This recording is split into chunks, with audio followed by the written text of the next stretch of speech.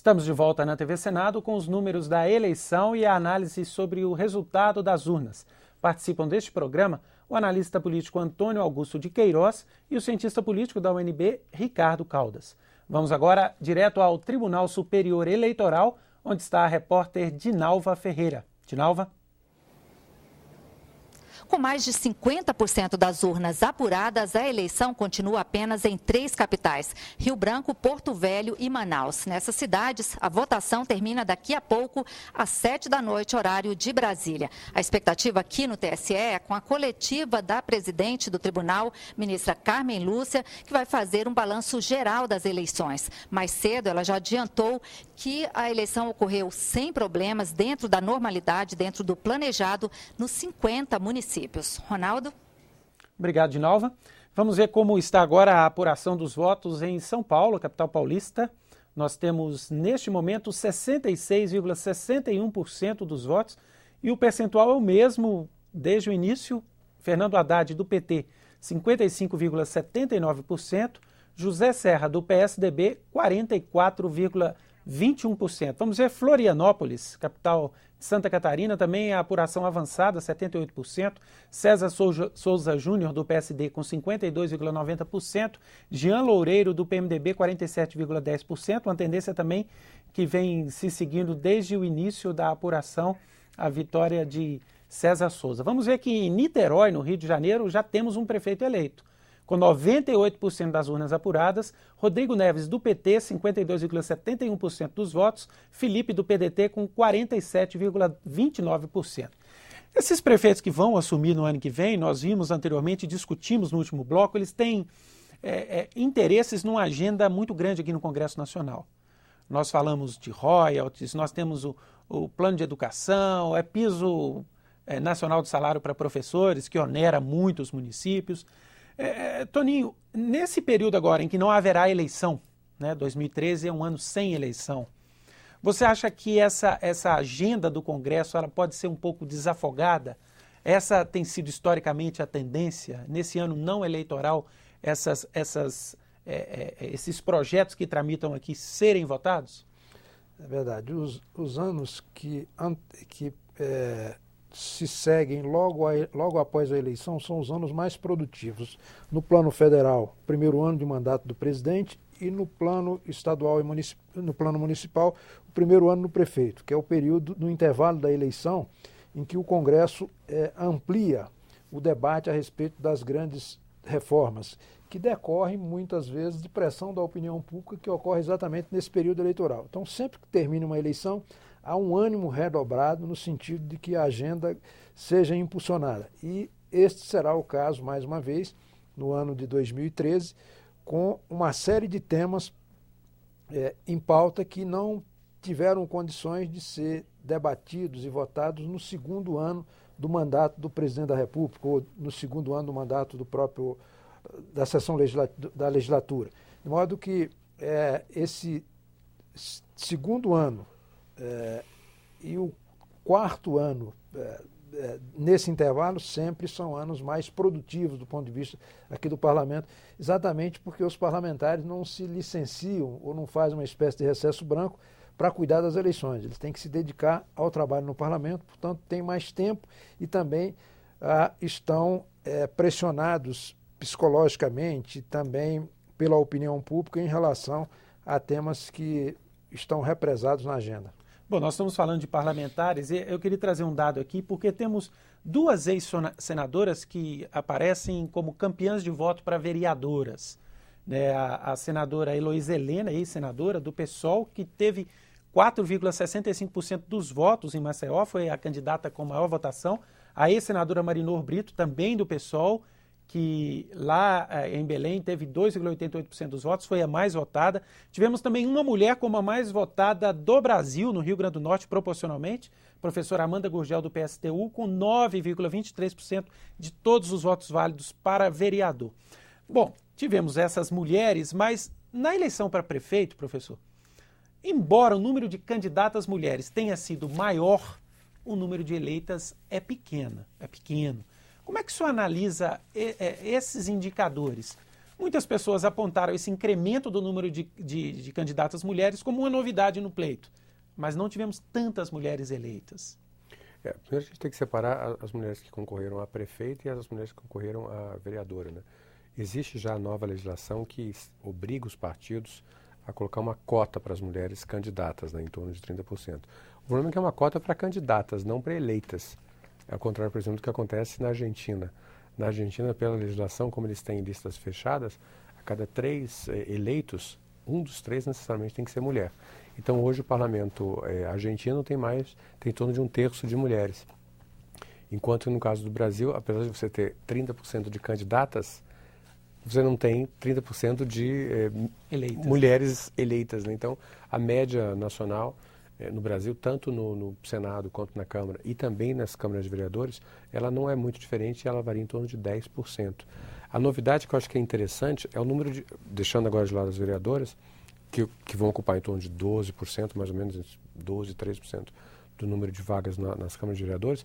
A novidade que eu vejo é o número de mulheres que resolveram se candidatar a prefeita, né? Então, quer dizer, foi um aumento em torno de 20%. Agora, isso por um lado é positivo, porque as mulheres, na ciência política, os estudos que a gente tem mostram que elas tendem a ser menos corruptas do que os homens. Então isso poderia ser um bom sinal em termos de renovação política, até de hábitos políticos. Agora, por outro lado, e é importante destacar isso, e isso vale tanto para as mulheres candidatas a prefeita, ou vereadora, ou a deputada, ou a deputada federal, estadual, ou senadoras, uma parte dessas mulheres, uma parte expressiva delas, pertence já a famílias de políticos. Então é importante destacar isso.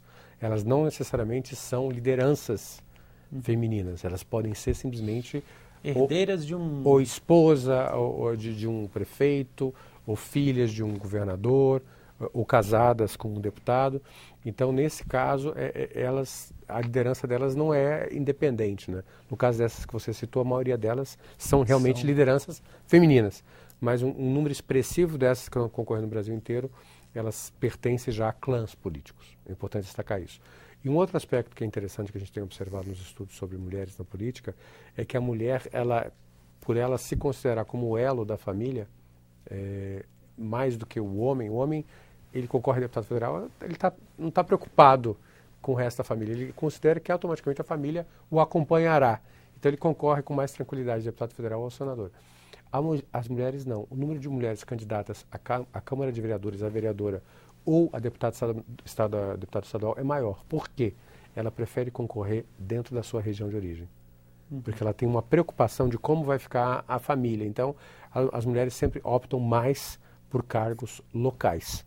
Porque no caso de ela ser deputada estadual, no máximo ela vai morar na capital. Mas ela vai ficar mais próxima da família. Isso tem números reforçando nós temos resultados de uma cidade importante de Minas, na qual uma mulher foi candidata. Temos aí a eleição já definida em Juiz de Fora, com 97% das urnas, né, apuradas. Bruno Siqueira, do PMDB, venceu, com 57,12%. E Margarida Salomão, ex-reitora da Universidade Federal de Juiz de Fora, uma liderança local, né, dentro do que o senhor falava, teve 42,88%. Toninho, duas cidades importantes de Minas em que candidatos da base do governo disputavam entre si. Nós já vimos os resultados de Contagem, onde o candidato do PCdoB vai vencendo o candidato do PT, e aí em Juiz de Fora o candidato do PMDB vai vencendo a candidata do PT.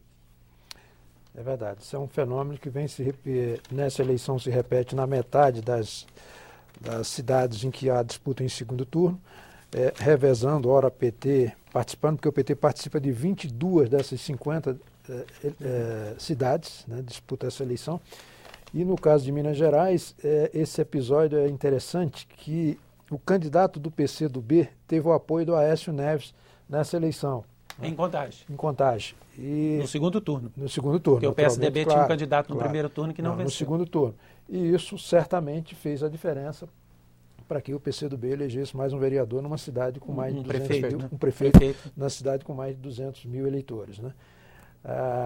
Em relação, só fazendo um parênteses, pegando o gancho da situação anterior, para dizer o seguinte, um dado curioso, embora a maioria das mulheres que são candidatas partam de um núcleo familiar tradicional, quando elas chegam ao parlamento, seja no plano local, seja no plano nacional, elas se distanciam do ponto de vista da atuação daqueles clãs dos quais se originam. Se você pegar aqui todas as mulheres no parlamento, elas têm uma postura muito mais progressista do que os cônjuges ou as famílias tradicionais das quais fizeram parte. Seriam mais independentes, chegam aqui e ficam independentes, o que significa dizer que há uma unidade muito grande entre as mulheres e a agenda delas é muito mais sensível do ponto de vista social do que a dos homens. Isso é um fenômeno que dá para empiricamente comprovar. Para completar a informação que nós estávamos dando aqui, vamos ver os resultados de contagem, onde também são 2 partidos da base e também definido já. Carlinhos Moura, do PCdoB, com 66,27% e Durval Ângelo, do PT, com 33,73%. É a situação que você disse que no segundo turno o PSDB, com o ex-governador, o senador Aécio, e com o atual governador Antônio Anastasia, apoiaram o candidato do PCdoB. A gente vê que essas composições não seguem tanto essa lógica de base e oposição, né? Porque lá o PSDB se juntou ao PCdoB. Para derrotar o PT. Para derrotar o PT e acabou conseguindo, né? Então tem uma preocupação com a eleição presidencial. Ou até para manter também uma força local, né? Exatamente. Vamos ver, antes de continuar, nós vamos continuar nessa discussão, mas vamos ver Belém, que é um caso também interessante. Começam a surgir já os resultados das urnas em Belém. 41,55% dos votos, Zenaldo Coutinho, do PSDB, 55,07% e Edmilson Rodrigues, do PSOL, 44,93%. O Edmilson Rodrigues tinha surgido assim como grande favorito no primeiro turno e está perdendo. Vamos ver Teresina, depois a gente volta a discutir aí Belém. Temos os resultados em Teresina, capital do Piauí, com 20%, 20,51%, Firmino Filho, do PSDB, 50,81%, Eumano Ferrer, do PTB, 49,19%, apertadíssima eleição, o que já se previa, né, pelas pesquisas. Eu queria falar um pouco de Belém, a gente está falando dessa composição de base, um partido que, a meu ver, tem tido um resultado bem significativo é o PSOL. Sim, eu ia falar isso. O PSOL que no Rio chega bem, teve uma boa votação no Rio, chega bem em Belém, embora o Edmilson esteja aí, está bem no Amapá, ainda não temos os números do Amapá, mas na cidade de Macapá.